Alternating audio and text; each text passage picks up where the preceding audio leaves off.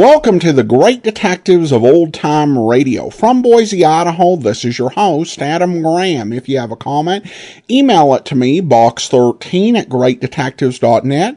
Follow us on Twitter at Radio Detectives and become one of our friends on Facebook, facebook.com/Radio Detectives. I do want to let you know that our Great Detectives of Old Time Radio t-shirts are available. Go to t-shirt.greatdetective.net and you can get our general Great Detectives of Old Time Radio t-shirt. And go to yourstruly.greatdetectives.net and you can get our Johnny Dollar anniversary t-shirts. And ladies, I do want to once again invite you out to the Great Detectives of Old Time Radio Style Up Party over at ashira.greatdetectives.net on June the 11th.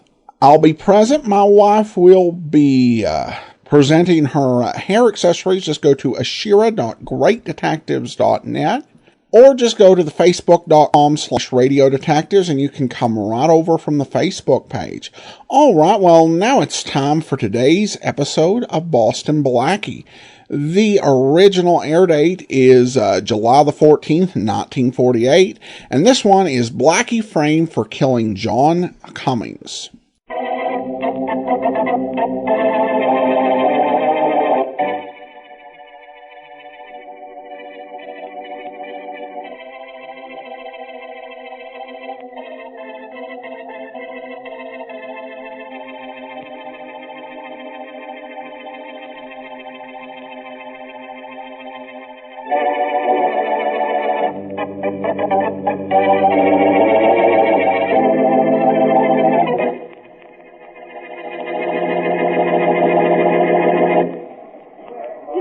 Farraday, you're making a mistake, I tell you. A terrible mistake. Yeah, I know, Miss Presley. According to Blackie and you, I'm always making mistakes. How could Blackie have killed a man here in town last night when he was in Central City last night? You're the one who keeps telling me what a genius Blackie is. He must have found a way. Blackie hated John Cummings, didn't he? Cummings hated Blackie. Same thing. Cummings was found dead. A witness picked out a picture of Blackie. But You say he was in Central City. I say maybe he was. Well, there he is now, getting off the train. Oh, that's not Blackie. Nice try. You coming? Yes, I suppose so. But you'll be... Blackie, run! Blackie! I should have known better than to trust you.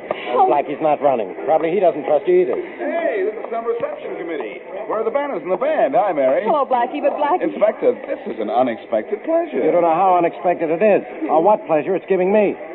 Blackie, I'm arresting you for the murder of John Cummings last night. I was out of town last night. If I get out of town again, maybe Cummings' partner Eddie Manton will be found dead, too. Go ahead, kid. Make jokes. Be happy. But you're going to have to prove you were in Central City last night. Not about anything I've got. You won't be able to do it. You know, Farraday, there is just the slightest possibility that you may be right.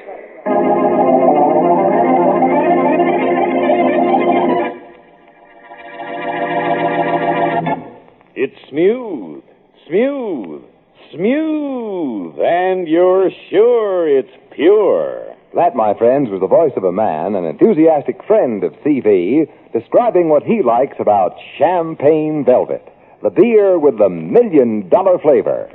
You, too, will find that CV is smooth from foam to finish. More than that, from your first sip of the rich, creamy foam that billows on top of your glass, right down to that last delicious drop, you'll find CV bright and sparkling, light and lively, with a clear, clean taste that makes you sure it's pure and stamps it as a beer of real premium quality. Premium quality that costs you no premium in price. Yes, sir, it's smooth. Just as smooth, and you're sure it's pure. There is no finer beer. And now back to Dick Calmer as Boston Blackie. Enemy to those who make him an enemy. Friend to those who have no friend.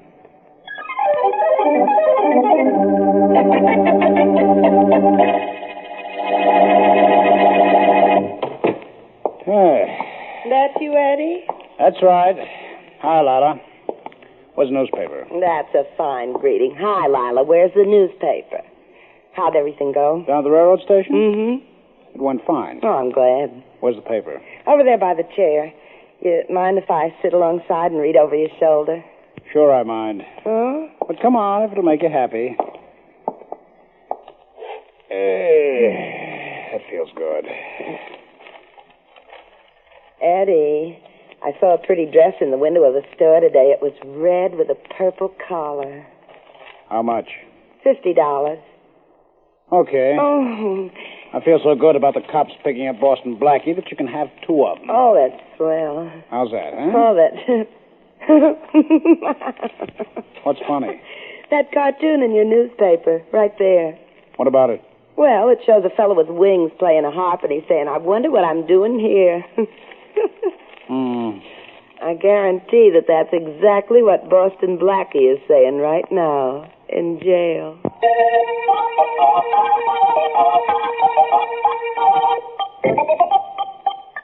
Of course I don't have my railroad ticket, Farraday. I gave it to the conductor on the train. Sure, I know, Blackie. When that call you placed to Central City comes in, the clerk at the Rex Hotel will tell you that I was right there from yesterday noon until this morning. What were you doing there? Nothing. You could have stayed here and done that. Well, you would have resented the competition. Well, I got a call from a man who said he was in trouble in Central City. He asked me to go there, wait in the Rex Hotel, and he'd called me last night. Sure. He didn't call.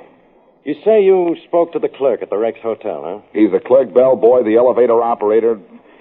Only there isn't any elevator. You'll find that when that... Okay, Blackie, hold it. Farraday, homicide. Hello, you called Central City? Yeah, you're the room clerk at the Rex Hotel, huh? That's right. Did a man named Boston Blackie check into your hotel yesterday afternoon? Well, friend, all I have to tell you is nobody's checked in here in 2 days. Haunted house, huh? So long. I'm right again. Look, Farraday, that guy's a little wacky. I was there. I registered at that hotel. Yeah, I know. Williams! Now, Inspector, don't do anything you're going to be sorry about in the morning. Williams! Yes, Inspector.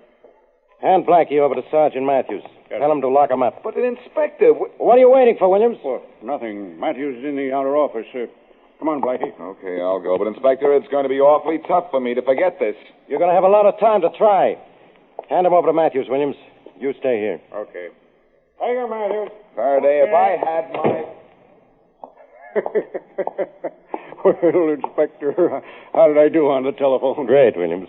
Blackie really thought I was talking to Central City. Now I can keep him locked up, let the papers have the story that I arrested him, and then I'll be able to get the real killer of John Cummings. You mean Cummings' partner, Eddie Manton? Well, after Manton reads I've arrested Blackie, he'll be off guard. I'll be able to get something on him without Blackie around to interfere. Well, he's helped you on a lot of cases, Inspector. Of course he has. But this one I'm handling alone. I know that witness framed him. I'll keep him locked up.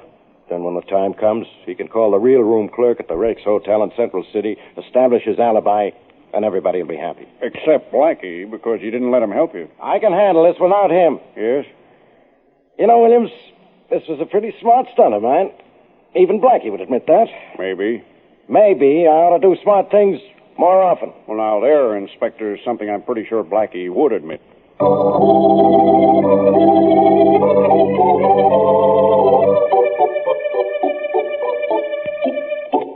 You want to see a new trick, Mr. Manton? If you don't quit bothering me, I'll show you an old trick, how you can leave a room without opening the door first. Well, you wouldn't do nothing like that to a nice door, Mr. Manton. Are you going to shut up?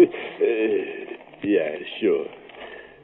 What are you reading? This thing in the paper about how Boston Blackie was arrested for my partner's murder. Did you read it? Who can read? But, Mr. Manton, that's what we wanted, ain't it? For Blackie to be arrested for Cummings' murder. It sure is. Certainly. It's the reason I made the phony call that sent Boston Blackie to Central City. Yeah. I had my girlfriend Lila bribe the hotel clerk there to deny he ever arrived. Right. And then fix it so that a supposed witness to the Cummings murder would pick Blackie out as the killer. Well, look, Mr. Manton, when the police go working on that clerk, won't he spill about us? Well, I mean, he's a thief and all that, but he'll talk if the cops put the pressure on him. Maybe he'd talk if he got a chance, but he isn't going to get a chance. You and I are going to Central City tonight to make sure of that.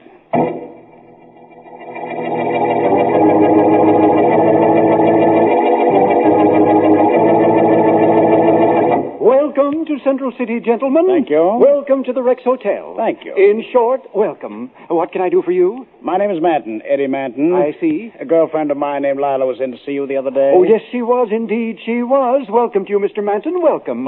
Save one of them welcomes. You ain't met me yet. Oh, that's right. I haven't. My name is Billings. Yes, what else would it be? Let's cut out all this nonsense. Billings, you haven't told anybody that Boston Blackie was here in this hotel last night. Oh, of course not. I even ripped the page out of the register after he'd gone. Then nobody could possibly know he was here, eh? Not unless I told them. That's all I want to know. Okay, Spoke. Sure, Mr. Manton. Now, listen here, you two. Good work, Spoke. Now, he'll never be able to say that Blackie was here. I was kind of sorry to kill that clerk, Mr. Manton. You were? Yeah. Why? Well, he looked like the kind of guy who would have picked a card if I asked him to.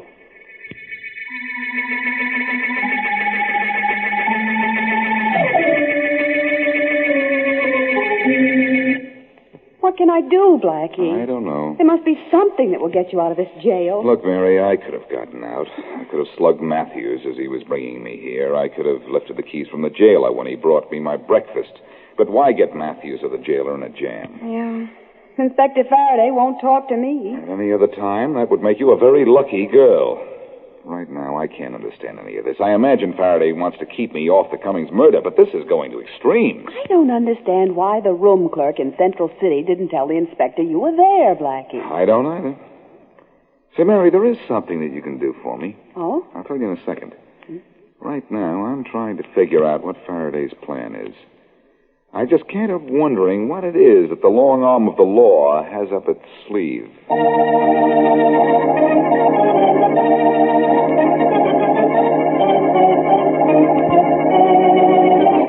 Where's Spoke, Eddie? I don't know, Lila. Probably trying to show somebody a magic trick. What do you want with them? Well, it's no fun being around you. All you do is read the newspapers. It's the only way to keep informed of what's going on. Oh, is that so? Take a look at this picture of Boston Blackie. Hey, he's cute. Maybe I am missing something not reading the newspapers. Baby, you didn't miss anything in your whole life. That's right. My ex-partner, Johnny Cummings, used to take pretty good care of you. Sure did. And now I'm doing it. Yeah, after you took care of Johnny Cummings. Any complaints? Not this season. Oh, you want me to get it? Might as well. It's probably Spoke coming back with a new trick. How are his old tricks? Pretty good? Who knows? Whoever let him do one.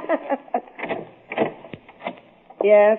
I'm Boston Blackie's girlfriend, Mary Wesley. I want to see Eddie Manton. Oh, you do? Yes. Get out of my way. Hey, Eddie, this game is... Lila, please. Your language? What did I say? Hello, Miss Wesley. And what can I do for you? Will you get Joe the gent? Lila? Mr. Manton, Boston Blackie sent me. He's in jail. He wants to make a deal with you. Oh? We don't make any deals with anybody. Can't you put a muzzle on this thing, Mr. Manton? This thing? Yes, this I'll thing. sing you out right in the face. People, aren't you? I'm going to rip your blonde hair out by its black root. All right. You better look out, sister. Now, hold on. Break it up. Come on. Break it up. That's better. Why, she's got... Mr. Manton, think you can keep your friend away from us so that I can talk to you? Ask me. She doesn't have to. All right, Lila, wait in the next room. What? I said wait in the next room. Well? I'm not budging a step out of here. Lila? Okay. Gotta fix my makeup anyhow. Miss Wesley? Well, now maybe we can talk. Now maybe we can sit down, too. All right. That's better. Now, what were you saying about a deal Blackie wanted to make? Well, this is it. Blackie knows he's been framed. He's pretty sure you framed him after you killed your partner, Cummings. He is. That's right. He knows you and Cummings were running a racket, and that you had a yen for Cummings' half of the profits. Not to mention Cummings' girl. Blackie is very smart. Well, he's smart enough to send me to make this deal with you. You call off the heat on him, and he'll lay off your racket when he gets out. Are you interested? I certainly am. But not in Blackie's plan. Just in his girl.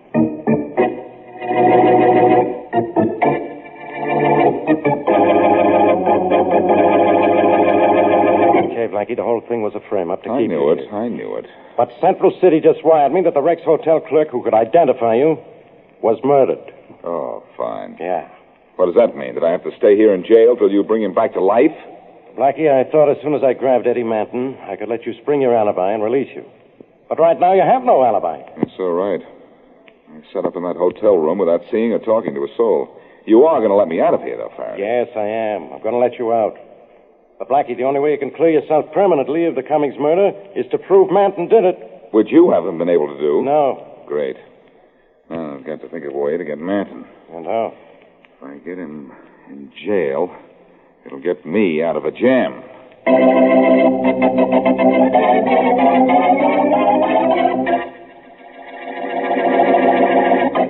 Listen for just a few seconds to a man who knows good beer and who likes champagne velvet, the beer with the $1 million flavor. Bright and sparkling. Yes, sir. Light and lively. Yes, sir. Clear and clean. Yes, sir. There is no finer beer. And that's a fact. Go where you will, pay what you will. No better beer than CV can be had at any price. No better beer than CV can be made at any cost. CV's famous formula provides for only the more costly premium quality materials. Then, CV's careful processing and controlled aging gives you a beer that you're sure is pure. CV's flavor will tell you all of that. You'll find it bright and sparkling from foam to finish, robust and full-flavored as a real honest-to-goodness beer should be. CV's flavor will tell you that you're enjoying a premium quality beer at no premium in price. You're sure it's pure. And it's just as smooth. And now back to Dick Calmer as Boston Blackie.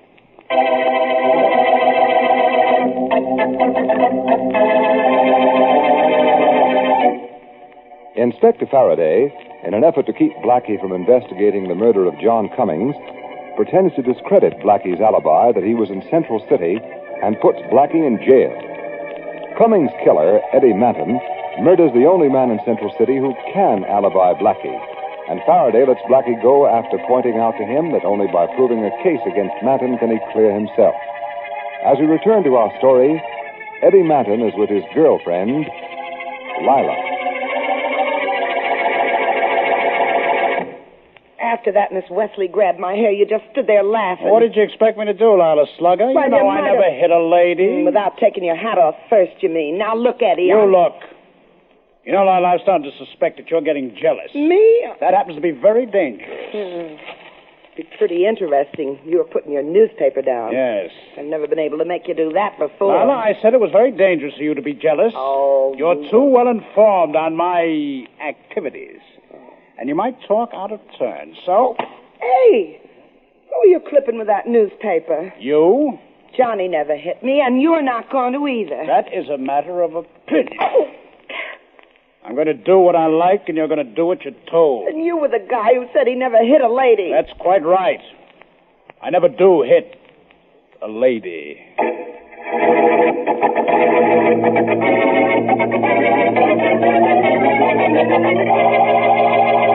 Well, Williams, I let Blackie go. You had to, Inspector. After all, you know he didn't kill Johnny Cummings. Everybody knows Eddie Manton did. Sure. But I'm in a rough spot. Blackie is, too. Yeah? The newspapers will run both of us ragged if we don't grab Manton. Oh, Blackie will do it. I've got a lot of confidence in him. Maybe you'd like to work for him, Williams. Oh, I didn't mean that, Inspector Farraday. I meant that I think Blackie will help us. Oh, you did, huh? Well, sure, that's all I meant. After all, he's pretty smart. What am I, dumb? Oh, no, Inspector, but Blackie gets around. Oh, I suppose I sit here in my office all the time. I didn't mean that. I meant that he knows all the angles. Yeah, you think I'm a square, is that it? Oh, now, you know that isn't so, Inspector. Gosh, just because I think Blackie's pretty good, don't hop on me for it. Everybody thinks Blackie is so wonderful that he can solve any case. I wonder why I don't think so. Oh, don't you, Inspector? No. Then why'd you let him out of jail?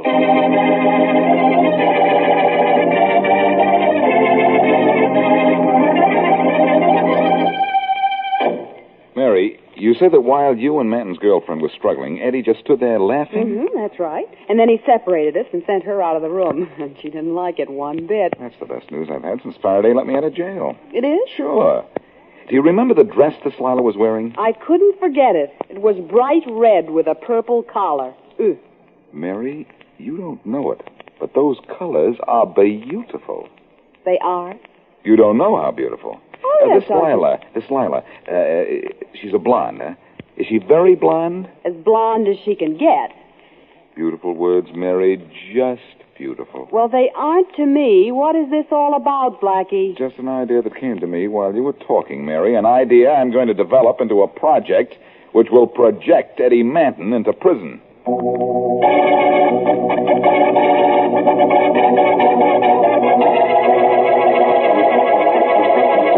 Oh, it's easy. You give me a quarter, I close my hand, open it, it's now a nickel. Now, how did I do that, huh?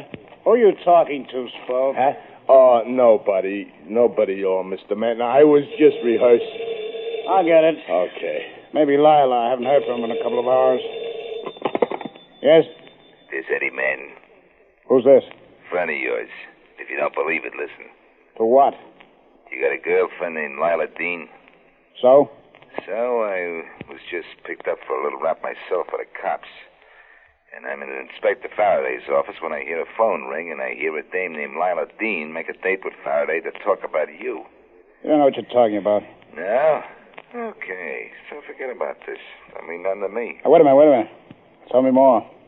She made a date to meet Farraday up at a crossroads in a little cabin off the main highway. Said she didn't want to talk to him in the city, but it don't make any difference to me if you do something about it or your girlfriend.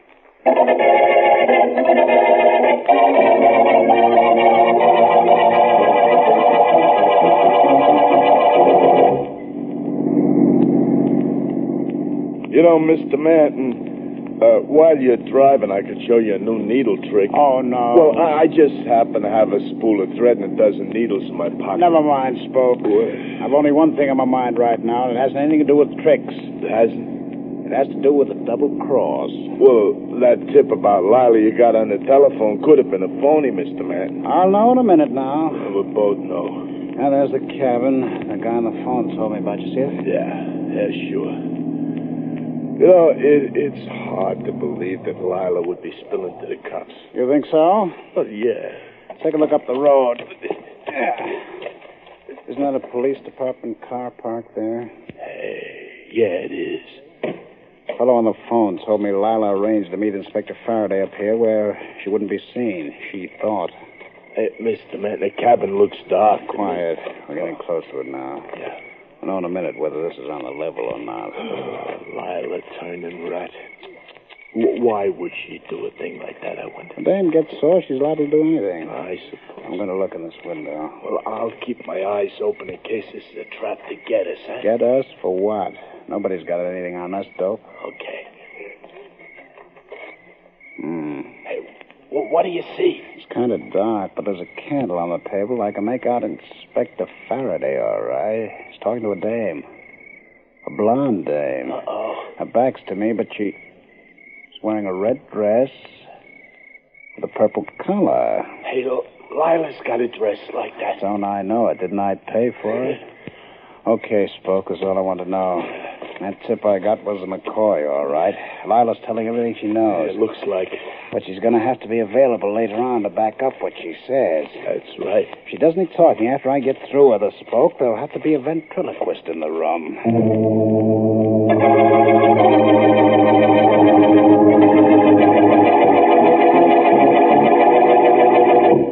Anybody ever tell you were cute, Blackie?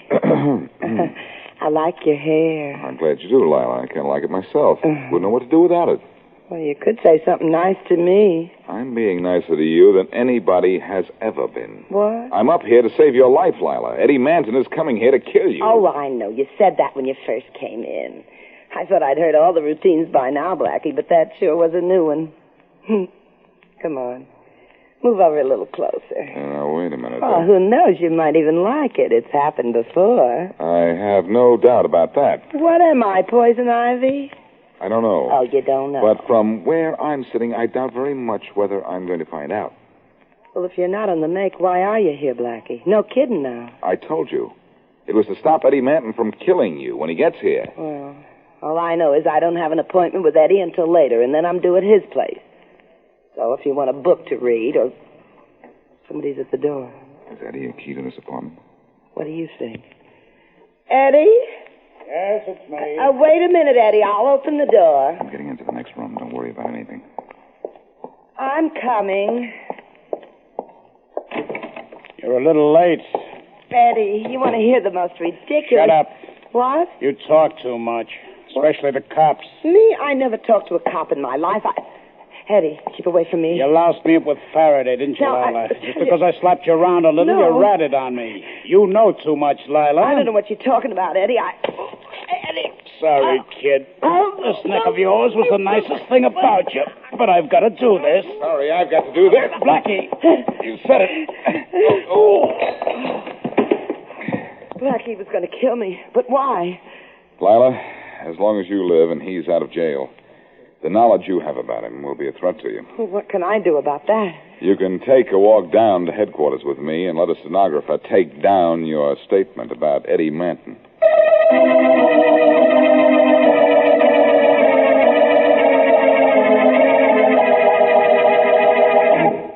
I was an eyewitness to the killing of Johnny Cummings. I heard Manton and Spoke Daniels say they killed the clerk in Central City, and all the information I gave before this was given of my own free will and volition. Well, I guess that's all, Inspector Farraday. Did you get it, Williams? Yes, Inspector. I'll have it typed up. Good.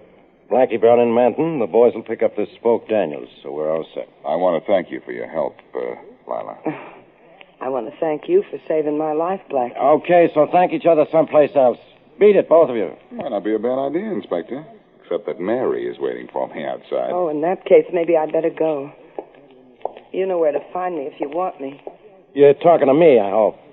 Yeah. Only I'd much rather it was Blackie who remembered it. So long. So long, Lila. Well, Blackie, we did it. Sure, we did it. Especially me. You practically framed me for murder first, just to keep me out of the case. And I had to get your killer so I wouldn't go to jail. But you did help, Farraday. Sure I did. I went up to that cabin in my squad car with Miss Wesley, didn't I? And you put on a swell act. Say, how did you like talking to Mary when she was wearing a blonde wig? I didn't mind the wig so much, but that dress. It was no dress. It was a mess. It was enough to fool Manton into thinking it was Lila talking to you after I phoned him and pretended to be a friend of his tipping him off. I had an idea that he tried to kill her, and she'd be scared enough to talk. Now, be honest, Farraday. What would you do without me? Blackie, I don't know. But I'll tell you something. I'd sure like to have a chance to find out.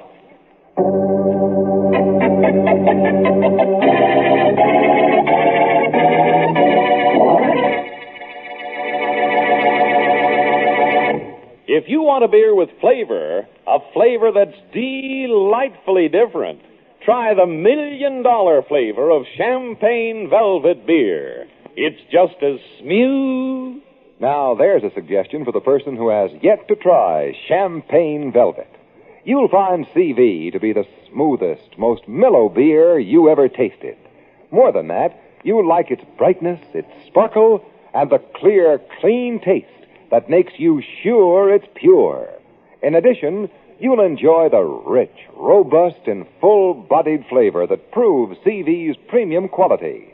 Premium quality that is yours to enjoy at no premium in price. That's why our enthusiastic friend says, try it. Just try CV and you'll agree there is no finer beer. You're sure it's pure, and it's just as smooth. Just as smooth. And now, here's a glimpse of what happens in next week's Boston Blackie Adventure.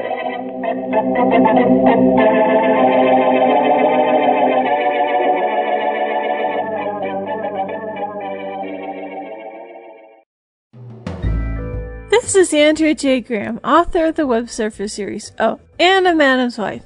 You're listening to The Great Detectives of Old Time Radio.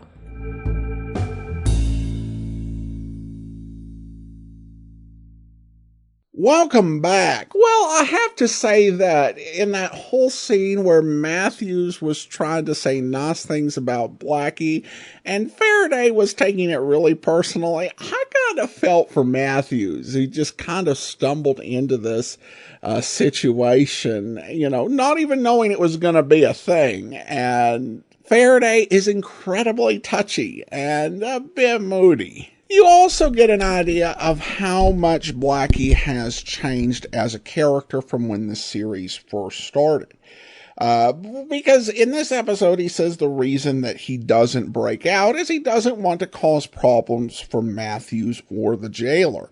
Well, that certainly wasn't something that ever bothered Blackie during the Chester Morris series or during the film series for that matter.